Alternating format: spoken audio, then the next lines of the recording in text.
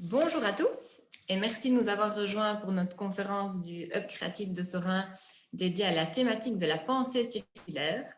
Et pour ceux et celles qui ne nous connaîtraient pas encore, donc le Hub est un projet qui est porté d'une part par l'Université de Liège et plus particulièrement par Liège Créative, donc forum de rencontres conférences, et d'autre part par la REPS, donc l'agence chargée du redéploiement économique du bassin cérésien. Le Hub est un connecteur donc, qui a pour but de mettre en lien donc, les mondes de la recherche, des entreprises et des secteurs publics donc, pour favoriser l'émergence de projets innovants et collaboratifs avec une notion essentielle qui est le décloisonnement. Nous mettons en place donc 3 types d'actions, les rencontres conférences, les groupes de travail, mais aussi un service d'accompagnement pour vous aider à aller un pas plus loin dans vos idées ou vos projets. Que nous abordons sont toujours en lien avec l'innovation, la créativité et l'entrepreneuriat et sont principalement centrés sur la reconversion du territoire et en particulier évidemment à Sorin sur celle des friches cérésiennes. Donc face aux enjeux économiques et environnementaux que la société est confrontée, on voit de plus en plus se développer chez les entreprises, qu'elles soient petites ou grandes, une volonté de pensée circulaire. Donc une démarche dont on constate actuellement de nombreux bénéfices. Et c'est dans ce cadre aujourd'hui que le Hub a choisi de mettre en lumière différents leviers d'action pour vous outiller au mieux en vue de participer à la transition vers cette économie donc plus durable. Donc cette rencontre conférence sera aussi peut-être l'occasion, notamment à l'échelle du territoire cérésien, donc de connecter les forces vives et de passer ensemble à l'action pour aller un pas plus loin. Alors, nous accueillons aujourd'hui Stéphanie Fellen. Donc, Stéphanie est fondatrice de Smart2Circle, cabinet donc de conseil en stratégie durable et économie circulaire. Donc, Smart2Circle aide les entreprises et les organisations donc, qui veulent construire une feuille de route claire pour maîtriser leur impact environnemental. Donc, leur méthode est simple et elle se décline en 4 étapes. Donc, d'abord, mesurer l'impact, co-créer un plan de réduction de cet impact, donc compenser et communiquer sa stratégie durable. Donc, elle nous partagera son expertise sur comment et pourquoi activer l'économie circulaire dans son business, en pointant notamment plusieurs freins et levées d'action. Et ensuite, nous passerons à la présentation de M. Jonathan Amram, donc, qui est Key Account Manager chez Renewi, donc un des leaders dans le secteur de la collecte et du traitement des déchets, donc, dont un des centres se situe à Sorin. Donc, il est responsable de plusieurs en Belgique dans des secteurs d'activité variés, donc comme le pharmaceutique, l'industrie du plastique, l'industrie lourde, la logistique et l'ORECA. Et donc, sa mission est vraiment d'accompagner ces clients dans la mise en place de nouvelles filières de tri pour les aider à respecter donc, leurs engagements environnementaux tout en diminuant leurs coûts de production. Donc, il exposera quant à lui donc, les solutions les plus avantageuses pour les entreprises en matière de tri et de recyclage des déchets, quel que soit leur secteur d'activité. Bonjour à toutes et tous à distance.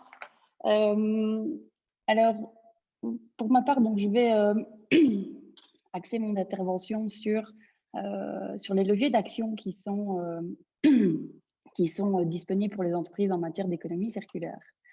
Alors, petit mot rapidement sur moi qui je suis. Donc, je m'appelle Stéphanie, j'ai fondé Smart2Circle, qui est un cabinet de conseil en stratégie durable économie circulaire.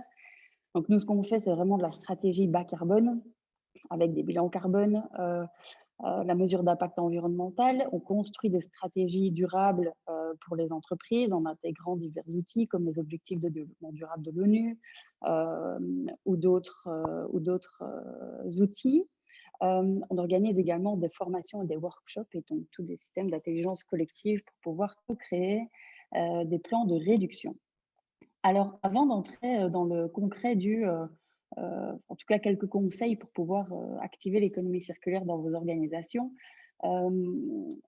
petit point sur d'abord pourquoi penser circulaire. Alors, un petit peu de contexte et d'enjeu.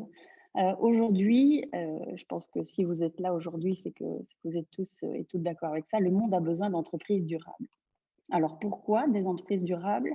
On est confronté aujourd'hui à pas mal évidemment de challenges et d'enjeux, 4 grandes thématiques sur ces sujets qui nous concernent. Le premier, c'est qu'on arrive à une fin, en fait, simplement des ressources que nous utilisons dans notre monde. Deuxième constat, l'humanité produit des milliards de tonnes de déchets.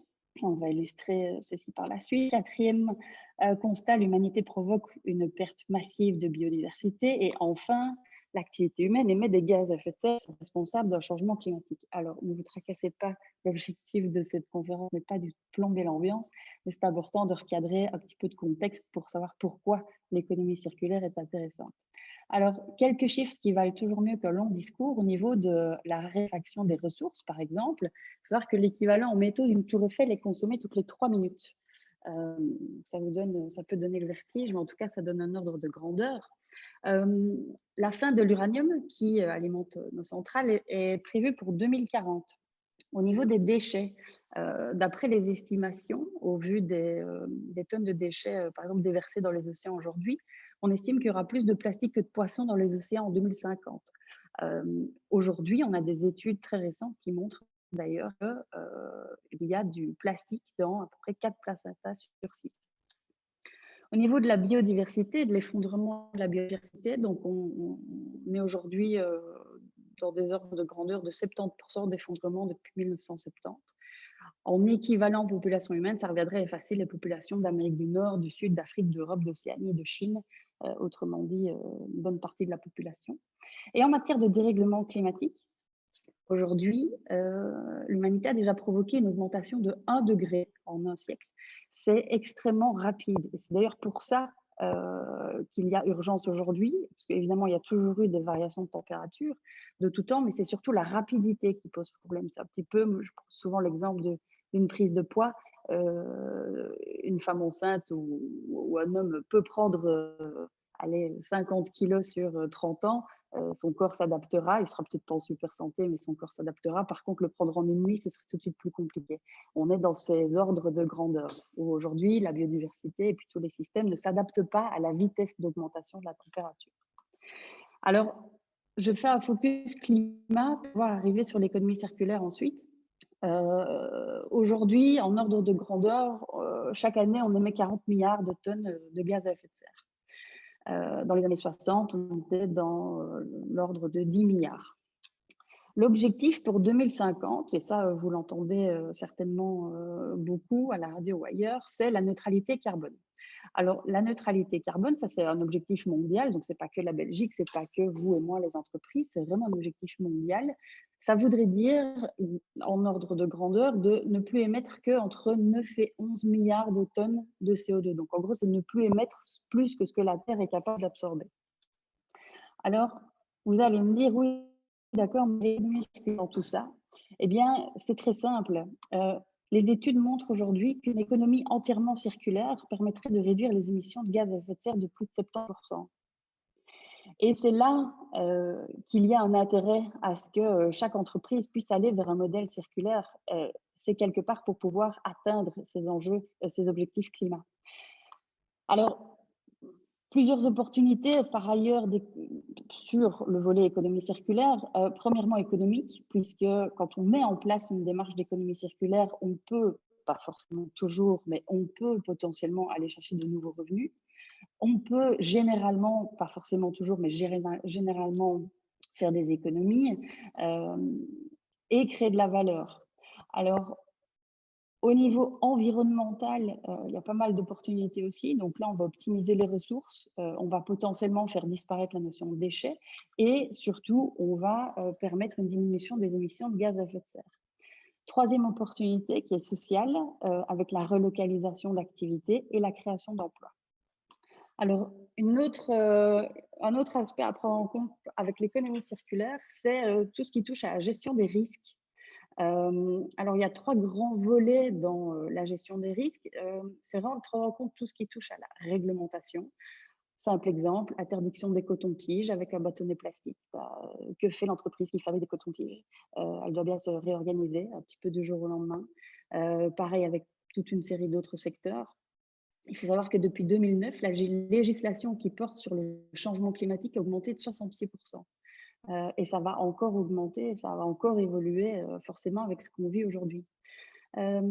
Deuxième volet en termes de gestion des risques, c'est tout ce qui touche au sujet du marché et des fournitures de matières.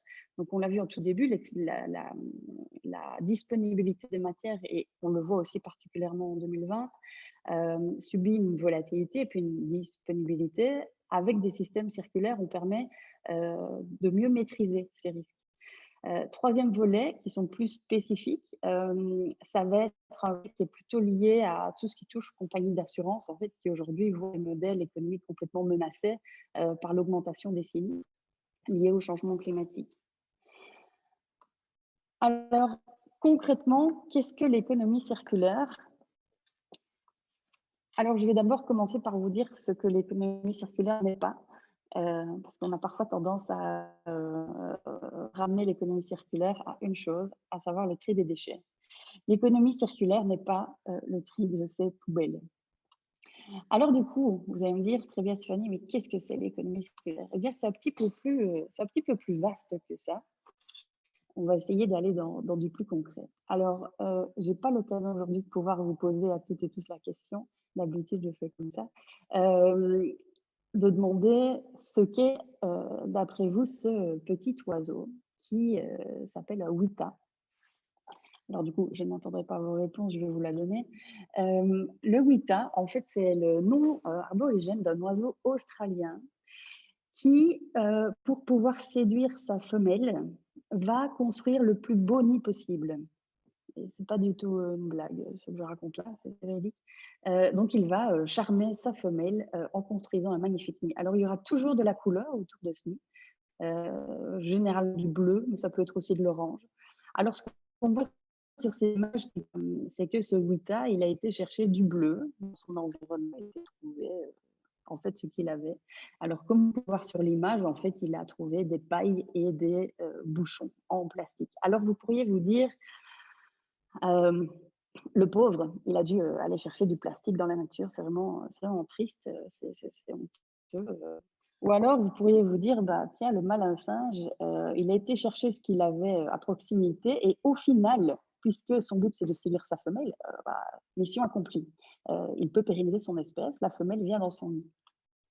C'est un petit peu le principe de l'économie circulaire. Alors, j'ai envie aussi, je pourrais vous donner les références par la suite. Flore Berlingen a écrit un livre récemment sur le sujet du recyclage, qui est très, très intéressant, où elle mentionne ceci.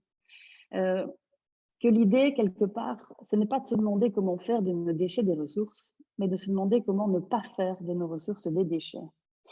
Et c'est ça, à mon sens, tout le principe et toute la philosophie qu'il y a derrière le principe d'économie circulaire. Alors, pour aller un petit peu plus petit à petit dans le détail, voilà une version d'économie linéaire, donc l'opposé du circulaire. Dans l'économie linéaire, ce qu'on connaît depuis des dizaines d'années, ce qu'on m'apprenait, moi d'ailleurs, à l'université à l'époque, et qui fait qu'aujourd'hui, on se retrouve dans des situations qu'on connaît, c'est que tout simplement, pour fabriquer des objets, je ne sais pas, moi j'ai en main un iPhone, une tasse à café, un verre d'eau, on va extraire des matières, on va fabriquer des produits, et puis en fin de vie, quand je n'ai plus besoin d'utiliser ma tasse, ma cuillère et mon iPhone, eh bien je le mets à la poubelle. Donc ça, c'est un modèle linéaire. Dans le modèle circulaire, on va faire exactement la même chose, sauf qu'on va faire mieux. On ne va pas extraire de nouvelles matières, on va plutôt utiliser l'existant. Et puis, comme vous pouvez voir ici sur le graphe, sur l'illustration, à la fin de vie du produit, toute la démarche est de se dire en tant que fabricant, imaginons que je suis une fabricant de tasses à café, fabricant de téléphones portables, c'est de se dire, tiens, en fait, en fin de vie, je dois tout faire pour que Stéphanie ne recycle jamais son produit. L'objectif, c'est d'abord de se dire, tiens, qu'est-ce que je peux mettre à disposition de Stéphanie pour qu'elle puisse réemployer directement son smartphone. Donc là, c'est le principe de remettre en seconde vie et revendre sur une plateforme type marketplace ou autre, ou une plateforme propre à l'entreprise.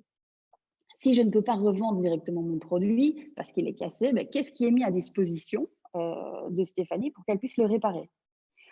Puis si elle ne sait pas le réparer, ah bah, très bien, mais qu'est-ce qui est mis à disposition de Stéphanie pour qu'elle puisse potentiellement refabriquer ou remettre dans le circuit? Donc peut-être que, OK, son téléphone est cassé, mais il y a possibilité d'utiliser la carte mémoire ou d'autres composants pour ne pas mettre au recyclage. Et en tout dernier lieu, si on ne sait ni réemployer, ni réparer, ni refabriquer, alors on met au recyclage. C'est vraiment ça tout le principe d'économie circulaire. Alors pour une entreprise, ça c'est, on parle souvent et en France beaucoup de 7 piliers que sont l'approvisionnement durable, l'éco-conception, l'écologie industrielle, l'économie de la fonctionnalité, la consommation responsable, l'allongement de la durée d'usage et enfin le recyclage. Donc vous voyez, l'économie circulaire, ce n'est pas que gérer ses poubelles et ses déchets, c'est bien au-delà. C'est une démarche qui est vraiment holistique et complète à l'entreprise. Alors quand on veut faire de l'économie circulaire, on n'est pas obligé de faire tout. On peut faire un des 7 piliers, on peut en faire 2, 3, 4. C'est rare qu'il y ait tout. Mais c'est vraiment quelque chose de beaucoup plus large que la gestion de ces déchets. Alors, quelles sont les actions concrètes en matière d'économie circulaire? C'est une étude récente qui montre que dans les entreprises, en fait, le premier volet au niveau des actions concrètes, c'est de réduire les consommations et les impacts pour 65% des entreprises. Donc, c'est à la fois un gain financier, mais aussi un intérêt en termes de formation du personnel. Au niveau des piliers, alors le premier pilier qui est pris par les entreprises, ça va être la gestion des matières ou les produits en fin de vie. Et en deuxième place, l'approvisionnement durable. Donc ça, vous pourrez voir, vous aurez les slides de la présentation et toute une étude sur le sujet. Vous pourrez aller creuser si vous le souhaitez. Alors, concrètement, comment faire? Quels outils à votre disposition pour pouvoir lancer une démarche d'économie circulaire dans votre organisation? Alors, j'ai voulu le faire, vous le proposer en 5 étapes que je vais brasser rapidement avant d'aller dans quelques exemples. Premièrement, c'est d'avoir une stratégie globale dans laquelle vous intégrez de l'économie circulaire comme outil. Deuxièmement, ça va être de sensibiliser la direction et quelques départements. Troisièmement, c'est le principe de motiver en interne. Quatrième partie, de mesurer. Et cinquième partie, de communiquer. Alors, je vais rapidement aller dans chaque étape. Une stratégie RSE, RSE, veut dire la responsabilité sociétale des entreprises. Donc, une stratégie RSE globale avant tout. En fait, arriver comme ça en vous disant, bah, tiens, moi j'aimerais bien faire de l'économie circulaire, si vous ne l'intégrez pas dans une démarche globale, elle a peu de chances d'aboutir. Elle participe pleinement à la stratégie globale de l'entreprise. Donc, s'il n'y a pas un soutien d'une stratégie globale, ça va être compliqué d'entamer une démarche qui a du sens et qui est impactante. Alors, ça, j'en ai parlé au tout début. Donc, nous, ce qu'on fait et ce qu'on préconise, c'est de mesurer, de réduire, de contribuer et de communiquer. Et alors, l'économie circulaire est véritablement en fait un outil, comme d'autres outils, pour réduire les émissions de gaz à effet de serre de l'entreprise. C'est vraiment un outil comme un autre. Isoler des bâtiments est un outil pour réduire son impact. Avoir un plan de mobilité est un outil pour réduire son impact. L'économie circulaire est un outil pour réduire l'impact de l'entreprise. Alors, je vous donne un exemple ici avec, je crois que j'en ai deux, oui, 2 exemples de bilan carbone d'entreprise. Ici, c'est une société de services. On se rend compte que l'impact des déchets est de l'ordre de même pas 1%. Par contre, on voit que le numérique a un gros impact.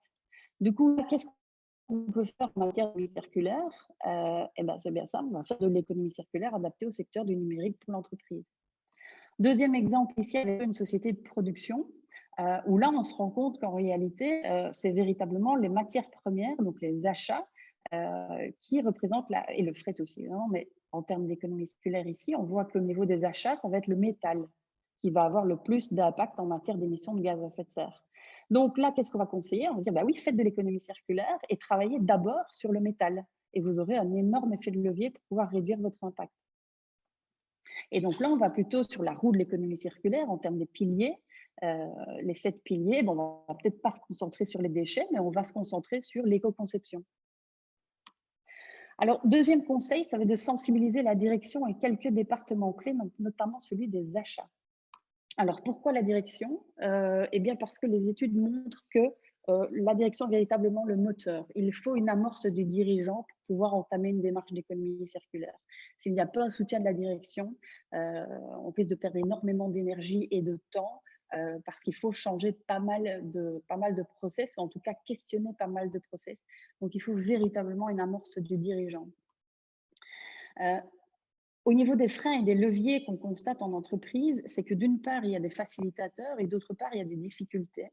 Alors, ce qui est intéressant à mentionner ici, c'est, comme je le disais précédemment, pour 78% d'entreprises interrogées, c'est vraiment l'engagement de la direction qui permet de faciliter des démarches d'économie circulaire. Et au niveau des difficultés, ça va être la gestion et l'allocation du temps, d'où l'intérêt de se faire accompagner ou d'engager en interne des personnes pour s'en occuper. Je vais vous parler de départements clés. Alors ici, si vous voulez faire de l'économie circulaire, essayez d'embarquer le département des achats parce que c'est rentable pour les entreprises et particulièrement pour le département achats. Quelques chiffres là-dessus. 58% d'entreprises qui ont un programme d'achat durable estiment que celui-ci permet de mieux atténuer les risques. Et pour 30% des entreprises qui ont un programme d'achat durable, estiment qu'il contribue à réduire les coûts. Donc là, si vous parlez le langage des acheteurs, vous aurez une belle adhésion dans votre organisation. Alors, ne pas convaincre, mais motiver. Donc là en fait, ici, ça veut tout dire. Ce que j'ai envie de vous partager ici, c'est que si vous commencez à aller voir des collègues ou des collaborateurs en parlant de l'effondrement de la biodiversité, ça ne va pas marcher. Par contre, si vous essayez de les motiver à entamer une démarche, ça va tout de suite beaucoup mieux fonctionner. Alors, je ne vais pas dans le détail aujourd'hui, mais notez-le. Il y a des principes, c'est assez connu, ce sont les 6 principes de Cialdini. Donc, je vous invite à aller voir plus en détail, qui permettent de comprendre la psychologie de la persuasion pour pouvoir aider à motiver et ne pas convaincre. Alors, 4e conseil, ça va être de lier les euros, le CO2 à l'économie circulaire. Alors, un exemple très concret, l'enseigne Decathlon aujourd'hui a mis en place des démarches d'économie circulaire. Donc, il va par exemple racheter des articles de sport, que ce soit des vélos ou vélos d'appartement, matériel de fitness qui dorment dans le garage des gens. Donc, quand je dis chiffrer l'impact en euros et en CO2, eh bien, par exemple, mettre en place cette démarche d'économie circulaire. Si on veut parler en euros, c'est assez simple. La marge moyenne sur un produit neuf, ça va être 20 euros. La marge moyenne sur un produit circulaire, en moyenne, ça va être 50 euros. Donc là, vous allez pouvoir parler aux financiers. Et puis, le gain CO2, ça va être 12 kg de CO2 par vélo vendu. Donc là, c'est assez simple, pas besoin de faire des calculs savants, mais en tout cas, ça peut parler à tout le monde.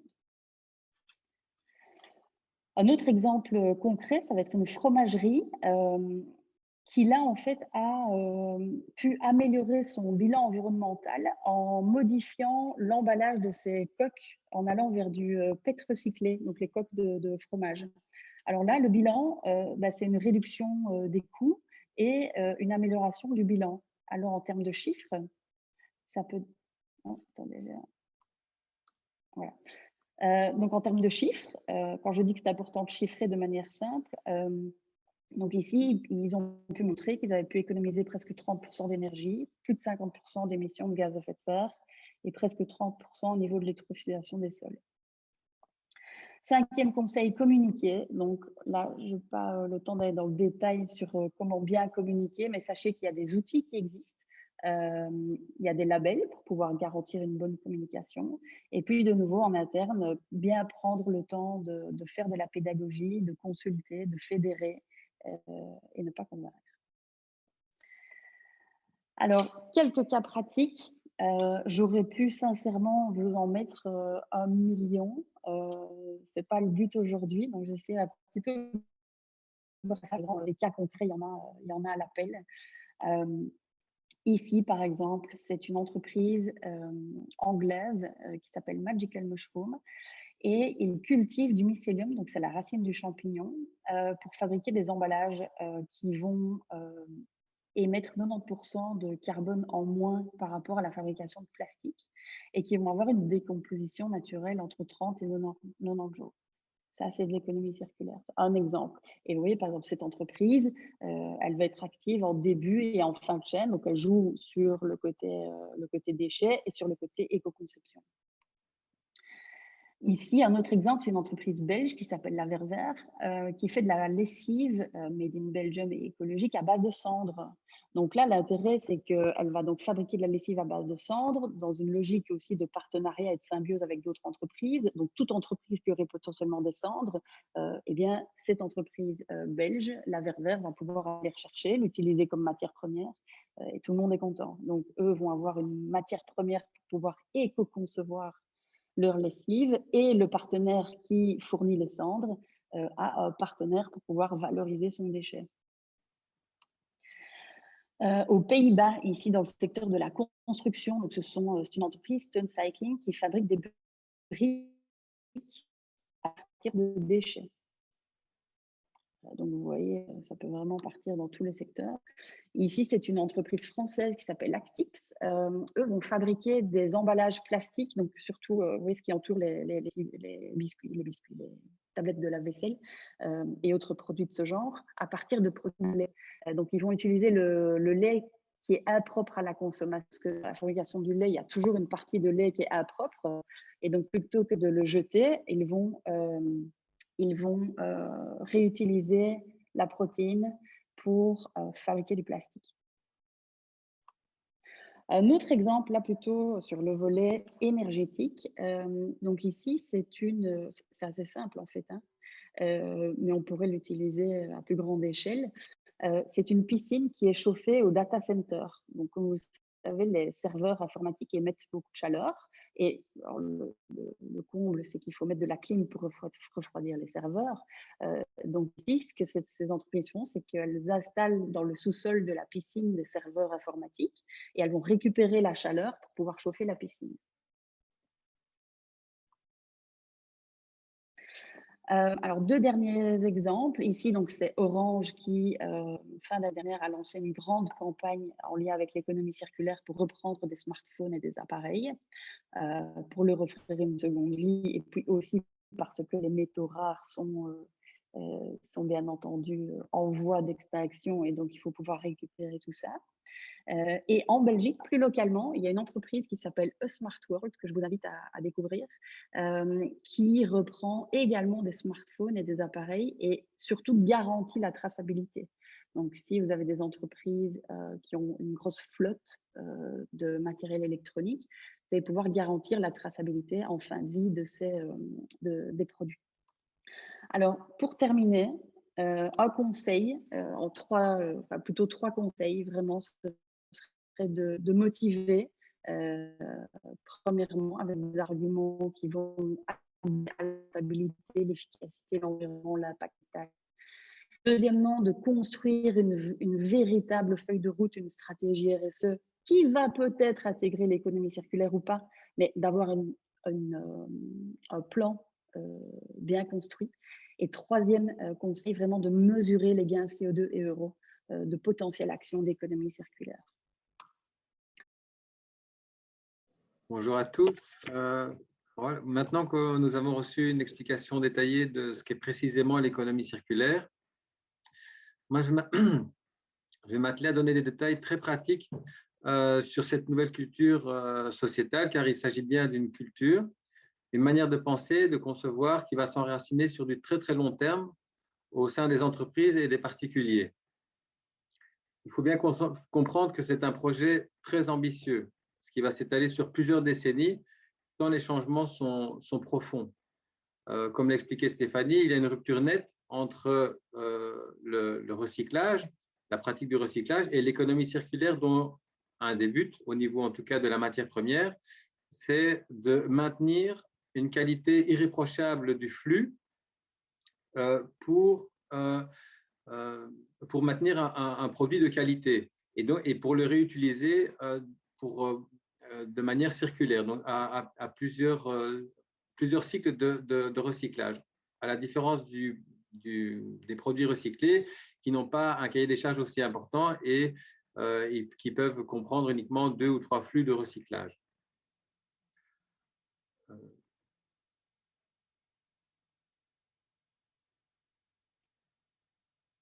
Alors, j'essaie de passer à la dia suivante, mais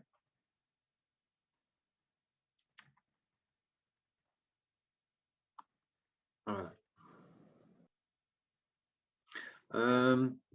Donc voilà, je vais parler d'abord de la distinction de recyclage entre l'économie circulaire et le recyclage, une présentation succincte de Renewi, quelques exemples de flux recyclés, puisque voilà, c'est déjà une étape importante, hein, il ne faut pas non plus la négliger, parce que ça passera de toute façon par le recyclage, puisque le recyclage, finalement, c'est du tri. Quelques exemples aussi d'économie circulaire au sein de nos propres clients, des projets Renewi, et alors les opportunités que Stéphanie appelait les piliers. Je ne reviendrai pas sur la politique gouvernementale puisque Stéphanie les a déjà abordés.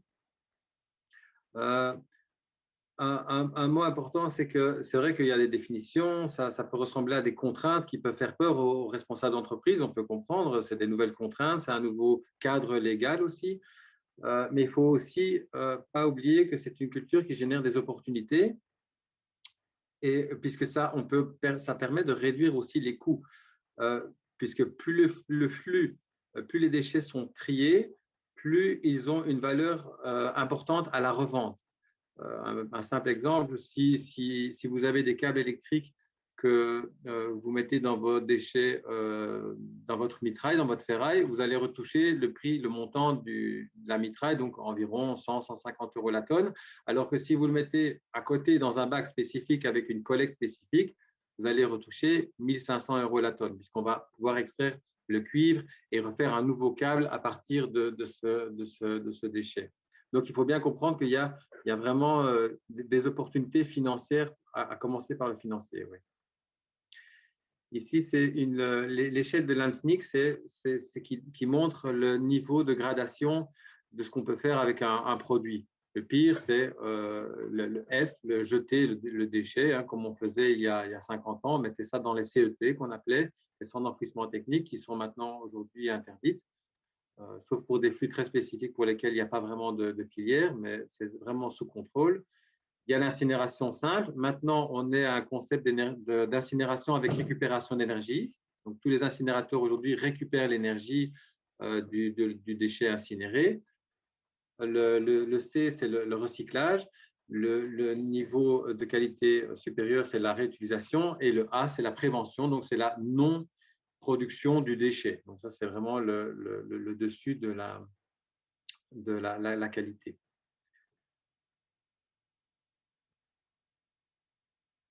Donc, les points principaux, on a vu l'économie circulaire, c'est donc maintenir une qualité intrinsèque au produit qui va permettre un flux de recyclage en théorie perpétuel, alors que le recyclage c'est une partie de ce projet, mais qui est une partie importante.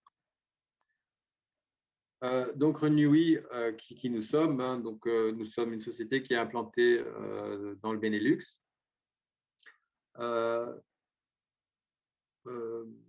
On a en Belgique 42 sites logistiques et d'exploitation, dont les plus proches de Liège sont à Seraing, à Wandre.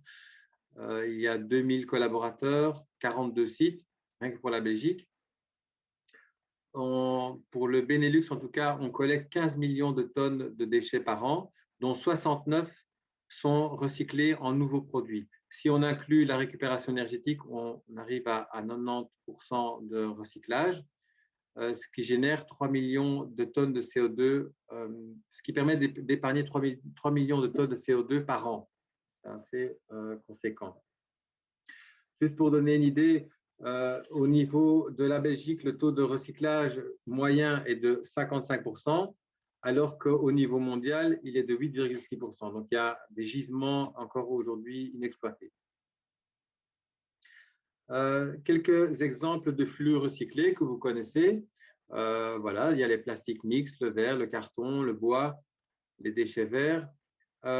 Il faut bien comprendre au niveau financier que à partir du moment où une entreprise trie ses déchets, donc ça c'est des flux assez courants, hein, il y a un gain immédiat puisque le déchet classe 2, donc ce qu'on appelle le DIB, le déchet industriel banal, coûte aux alentours de 170 € la tonne, alors que si on évacue du verre, le coût sera peut-être de 10 € la tonne. Le carton, vous serez remboursé jusqu'à, ça dépend, ça fluctue, mais aujourd'hui, on a le carton monte, la valeur du carton monte, on est dans les 50, 60, 70, 80 € la tonne. Donc, c'est vraiment, c'est des gestes simples qui peuvent permettre de diminuer simplement les coûts. Et je ne parle même pas des plastiques où, en fonction de la qualité du plastique, on peut rembourser jusqu'à 400 € la tonne. Moi, j'ai des clients à qui on rembourse par tous les mois 50 000 € pour les plastiques qu'on collecte chez eux. Même si, évidemment, dans leur cas, il s'agit d'une usine de plastique où on trie les plastiques en amont sur les lignes de production. Donc, ce n'est pas quelqu'un qui, en aval, va trier les 20 sortes de plastiques différents. Ici, une nouveauté, on voit pour le P plus MC qui va rentrer en vigueur d'ailleurs cette année-ci pour les particuliers et même pour les entreprises. Et donc ça, c'est un très beau projet au niveau national avec des entrées avec les projets vont démarrer à des moments différents, mais en principe toujours en 2021, où tout le monde pourra en plus jeter toutes sortes de plastiques différents, alors qu'au départ, on ne pouvait jeter que le PET, donc la bouteille, le coca, l'eau. Donc ça, c'est un très, très beau projet, puisque tous les plastiques seront recyclés indépendamment les uns des autres, et c'est là qu'ils gardent toute leur valeur. À partir du moment où le recyclage n'est pas fait en entreprise, il est fait chez l'opérateur, donc en l'occurrence chez Renewi.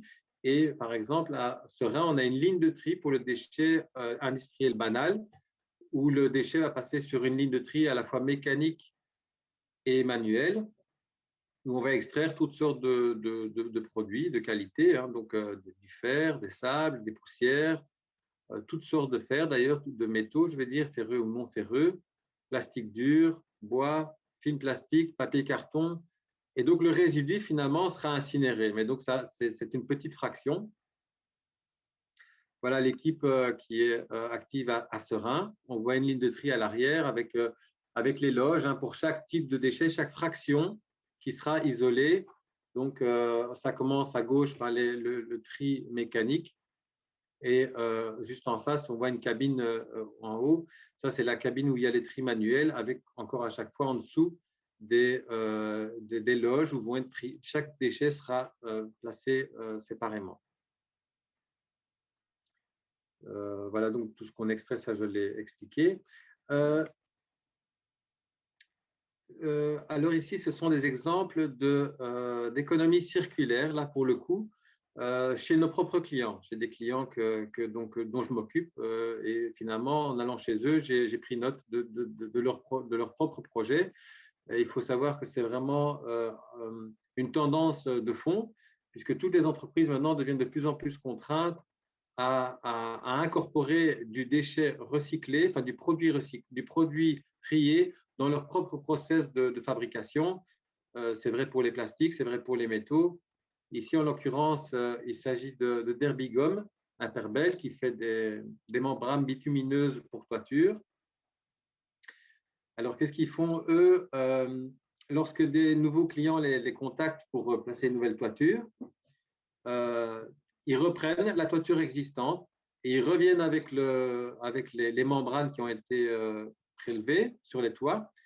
Ils les broient sur leur site de Perouet, ici en Belgique, et ils les réinjectent au fur et à mesure dans le process de fabrication des nouvelles membranes bitumineuses.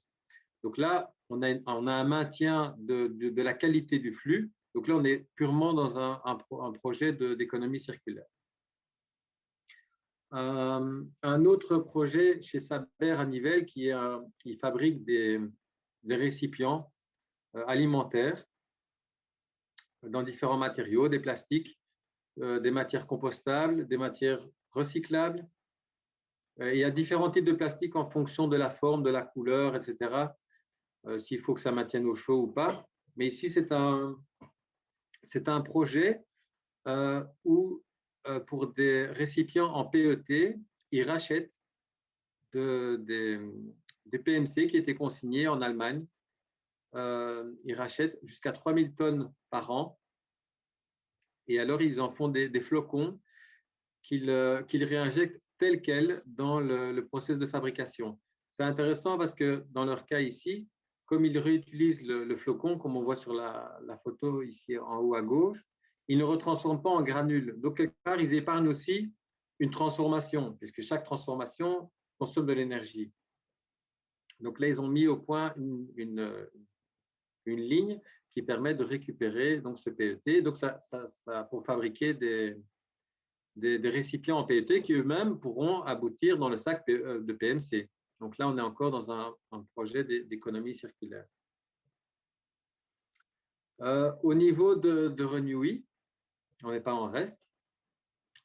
Et ça, c'est des exemples aussi qui peuvent parler aux petites entreprises, parce que c'est vrai que les exemples que j'ai donnés avant, c'est vrai que c'était plutôt des grosses entreprises, même si finalement, Derbigum, ça reste finalement une grosse PME, une très grosse PME.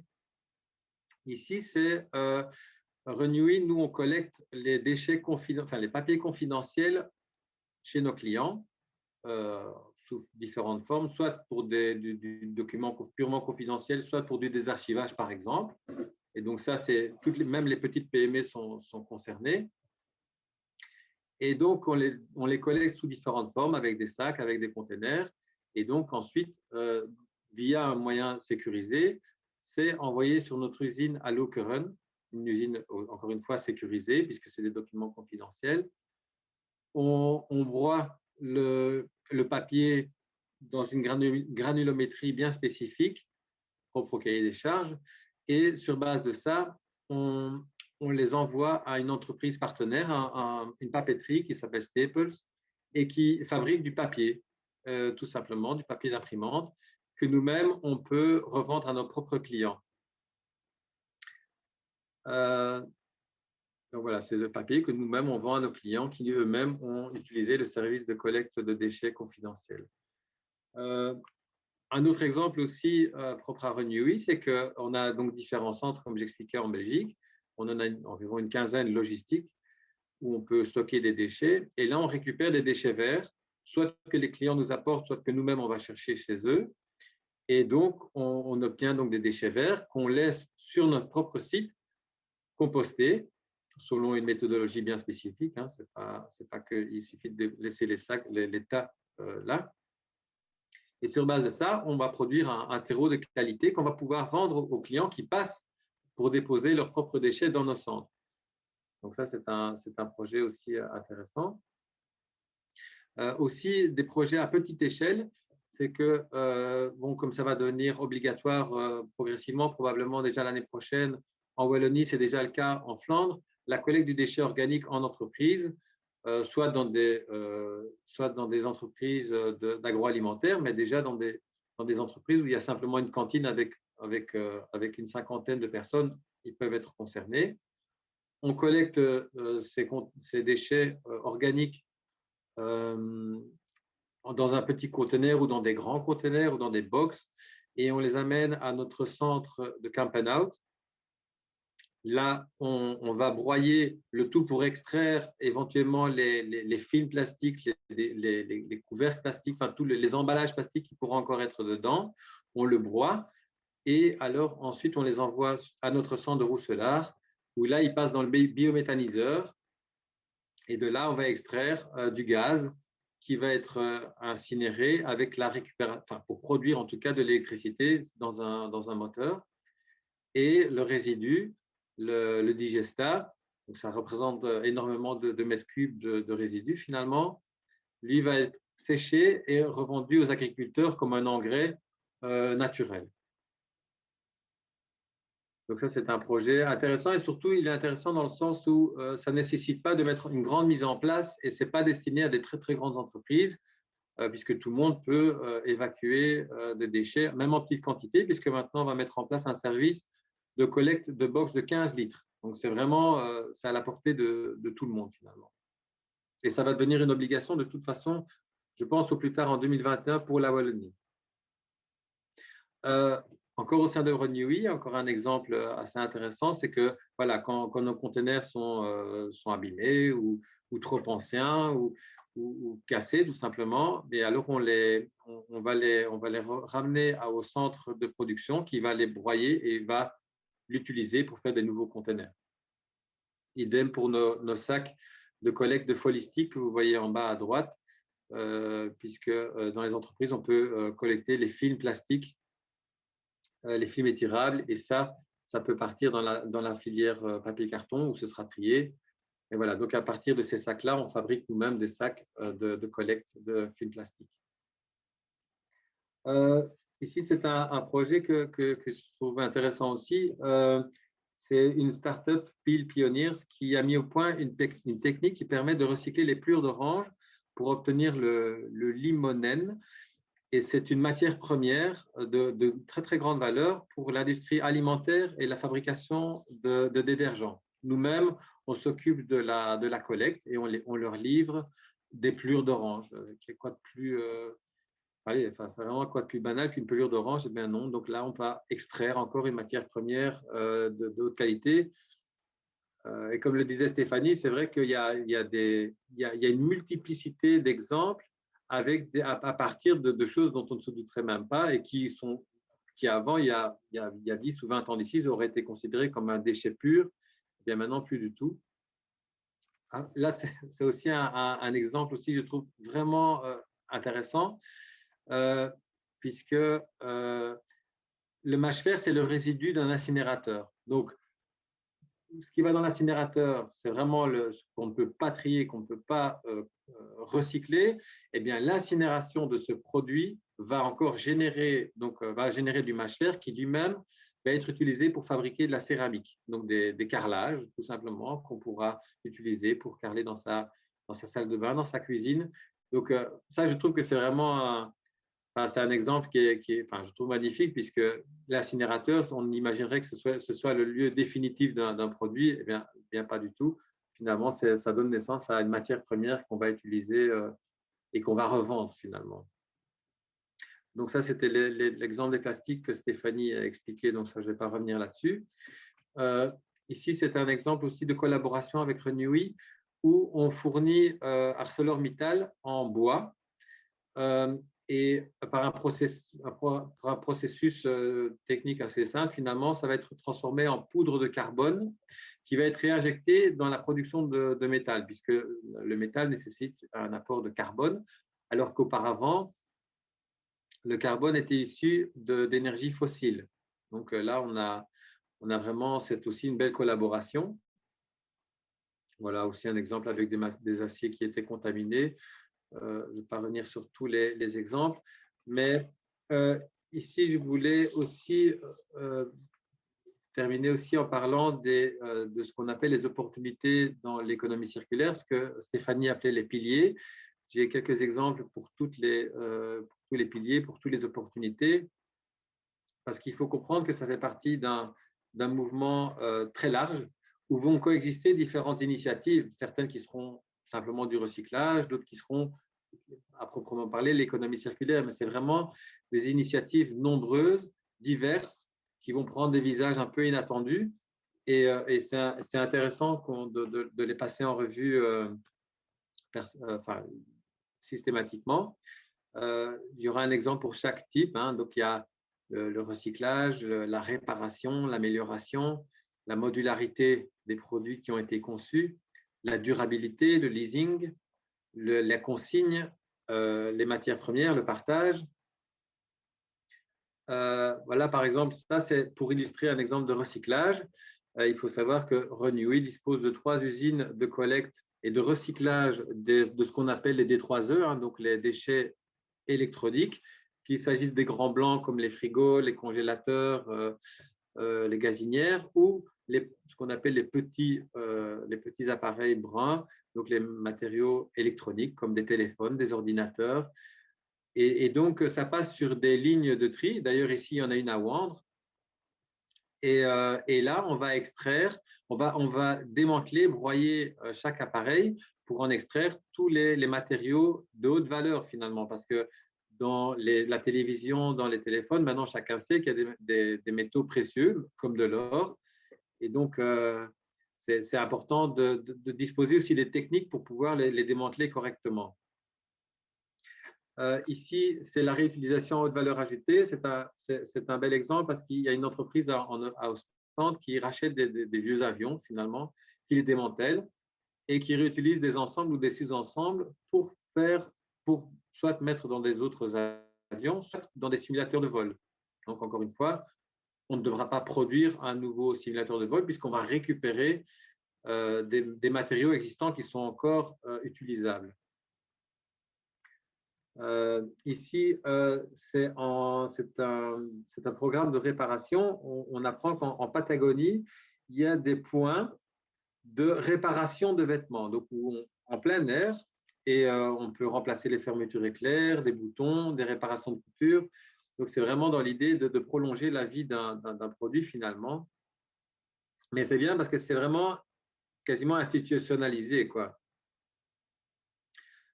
Ici, aussi un bel exemple chez Philips, qui propose une gamme d'appareils révisés et améliorés destinés au secteur des soins de santé pour les gens qui peut-être n'ont pas la possibilité d'acheter du matériel neuf.